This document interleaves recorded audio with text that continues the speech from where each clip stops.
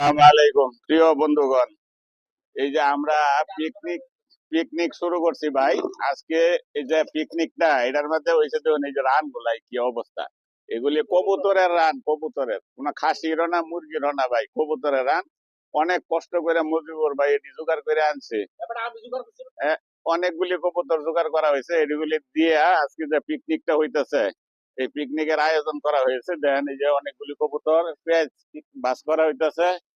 আদা আদা দেবেন, এই যে আদা এটি ব্লেন্ডার হইব।